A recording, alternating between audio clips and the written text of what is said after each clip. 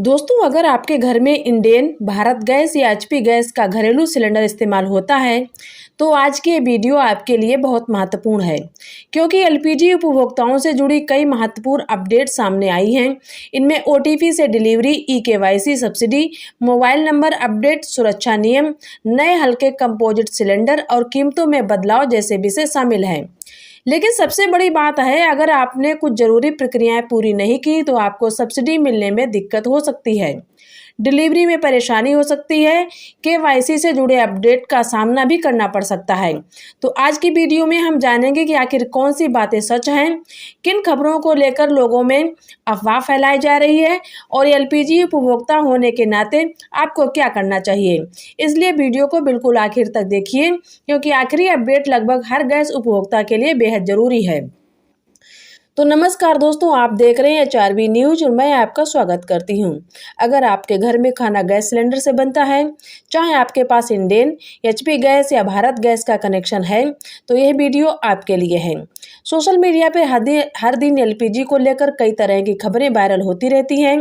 कहीं सब्सिडी बंद होने की बात कही होती है, कहीं नए नियम लागू होने की चर्चा होती है, तो कहीं सिलेंडर की कीमतों को लेकर अलग अलग दावे किए जाते हैं।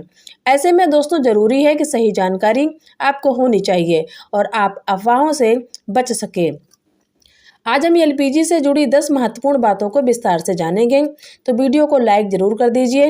अगर पहली बार हमारे चैनल पर आए हैं तो चैनल को सब्सक्राइब करके बेल आइकन दबा लीजिए और कमेंट में दोस्तों जरूर बताइए आपके घर में कौन सी कंपनी का गैस सिलेंडर इस्तेमाल होता है।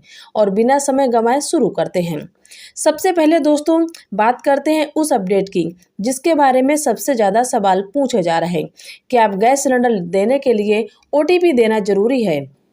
देखिए, कई जगहों पर तेल कंपनियों ने ओटीपी आधारित डिलीवरी ऑथेंटिकेशन सिस्टम लागू कर दिया है। इसका उद्देश्य ये सुनिश्चित करना है कि सिलेंडर सही उपभोक्ता तक पहुंच रहा है और फर्जी डिलीवरी या गलत वितरण को इसमें रोका जा सके। सवाल आता है कि ओटीपी कैसे आता है। मान लीजिए आपने गैस सिलेंडर बुक किया, बुकिंग के बाद जब डिलीवरी वाला आपके घर पहुंचेगा तो कई क्षेत्रों में आपके रजिस्टर्ड मोबाइल नंबर पर एक ओटीपी भेजा जा सकता है। डिलीवरी बॉय वही ओटीपी पूछ सकता है। ओटीपी दर्ज होने के बाद ही डिलीवरी पूरी की जाती है। लेकिन यहाँ एक बात समझना बहुत ज़रूरी है, ये प्रक्रिया हर जगह और हर समय एक जैसी नहीं होती। यह कंपनी, शहर और स्थानीय व्यवस्था के अनुसार अलग हो सकती है। यानी अगर आपके यहाँ ओटीपी नहीं मांगा जा रहा तो इसका मतलब ये नहीं कि कुछ गलत हो रहा, और अगर ओटीपी मांगा जा रहा है तो उसे केवल अधिकृत डिलीवरी के समय ही साझा करें। कभी भी फ़ोन कॉल या किसी अनजान व्यक्ति को ओटीपी ना बताएं, क्योंकि ओटीपी केवल आपके सिलेंडर की डिलीवरी सत्यापन करने के लिए होता है। दोस्तों, इससे आपको क्या फ़ायदा होगा? पहला फ़ायदा यह है कि फर्जी डिलीवरी कम होगी। दूसरा, गलत व्यक्ति को सिलेंडर मिलने की संभावना कम है। तीसरा, रिकॉर्ड अधिक पारदर्शी रहेगा।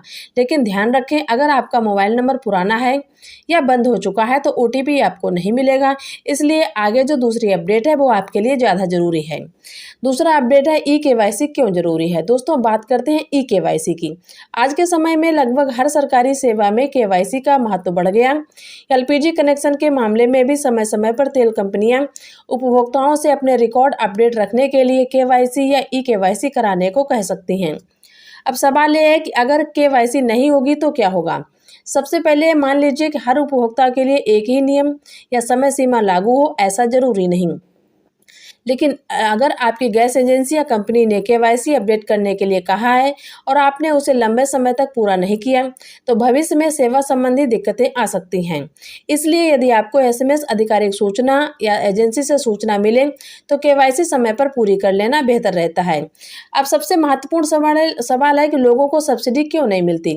इसके पीछे कई कारण हो सकते हैं। आपका बैंक खाता डीबीटी के लिए सही तरह से लिंक ना हो, आधार और बैंक की जानकारी अपडेट नहीं है, मोबाइल नंबर पुराना हो गया है, केवाईसी अधूरी है यदि कंपनी ने मांगी है तो, या फिर आप संबंधित सब्सिडी योजना की पात्रता में नहीं आते हैं। इसलिए अगर आपके खाते में सब्सिडी नहीं आ रही तो घबराने की जरूरत नहीं। सबसे पहले अपने गैस वितरक से संपर्क करें, फिर बैंक में डीबीटी की स्थिति जांचें और जरूरत पड़ने पर आधार, मोबाइल नंबर और केवाईसी की जानकारी अपडेट करवाएं।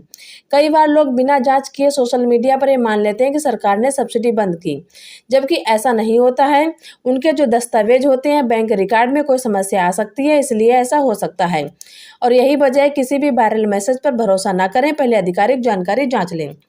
लेकिन दोस्तों, अब जो तीसरी अपडेट है वो उन लोगों के लिए है जो बार बार गैस सिलेंडर बुक करते हैं। क्या आप दूसरा सिलेंडर बुक करने के लिए 25 या 45 दिन का इंतजार करना पड़ता है? क्या ये नियम पूरे भारत में लागू है या फिर इसके पीछे की सच्चाई कुछ और है? दोस्तों, आपको बता दें कि अगर आपने अभी तक वीडियो को लाइक नहीं किया है तो एक बार ज़रूर लाइक कर दीजिए, क्योंकि आगे जो जानकारी मैं बताने वाली हूँ वो हर एलपीजी उपभोक्ता के लिए बेहद महत्वपूर्ण है। सवाल ये है कि क्या आप गैस सिलेंडर पहले की तरह कभी बुक नहीं किया जा सकता? क्या 25 दिन और 45 दिन वाला नियम सच है? और अगर आपके घर में पीएनजी यानी पाइप गैस भी है तो क्या एलपीजी कनेक्शन करना बंद पड़ेगा? आइए एक एक करके पूरी जानकारी समझते हैं।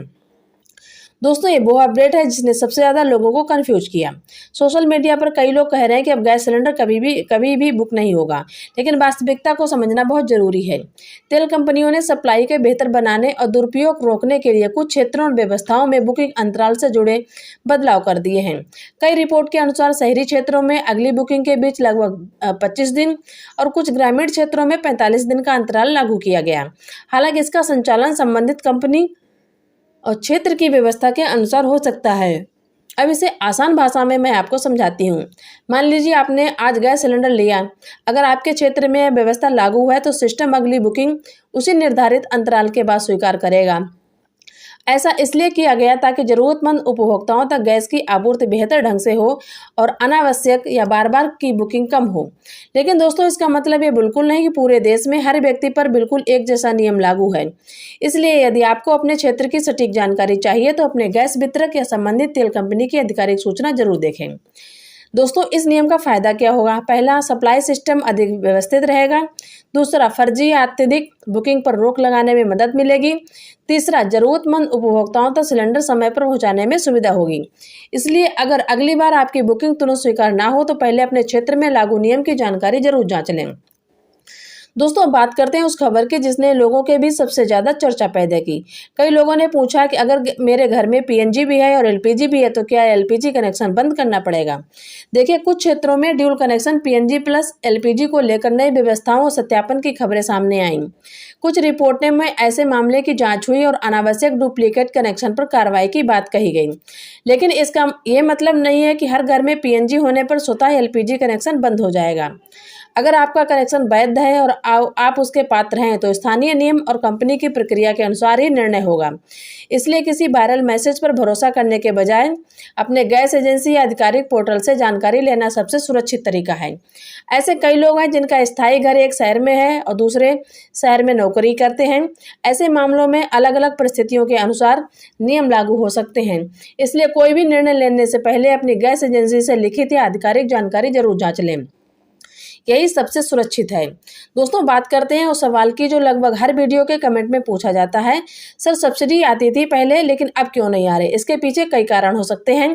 पहला कारण ई-केवाईसी पूरी ना होना। हाल के समय में कई जिलों में एलपीजी उपभोक्ताओं के लिए ई-केवाईसी पूरी करने की जो समय सीमा तय की गई है और अधिकारियों ने समय रहते प्रक्रिया पूरी करने की अपील की है ताकि सब्सिडी में रुकावट ना आए। दूसरा कारण, आपका आधार बैंक खाता से सही तरीके से लिंक नहीं है। तीसरा, डीबीटी की स्थिति सही न होना। चौथा, रजिस्टर्ड मोबाइल नंबर पुराना है। पांचवा, आप संबंधित सब्सिडी योजना के पात्र नहीं आते हैं। इसलिए अगर आपके खाते में सब्सिडी नहीं आ रही तो घबराने की बजाय इन सभी बिंदुओं की जांच करें।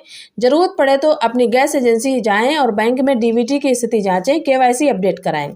लेकिन दोस्तों, अभी सबसे महत्वपूर्ण जानकारी बाकी है। क्या गैस सिलेंडर की कीमत भी बदल सकती है? डिलीवरी लेते समय किन बातों की जांच करनी चाहिए? नया हल्का कंपोजिट सिलेंडर क्या है और फर्जी कॉल से कैसे बचें? इन सभी सवालों के जवाब मिलेंगे अगले वीडियो में। तो दोस्तों, ये वीडियो आपको कैसा लगा? अगर वीडियो आपको अच्छा लगा तो लाइक करें, कमेंट करें और अगर आप हमारे चैनल पर पहली बार विजिट कर रहे हैं तो इस चैनल को सब्सक्राइब करके बेल आइकन को जरूर दबाएं।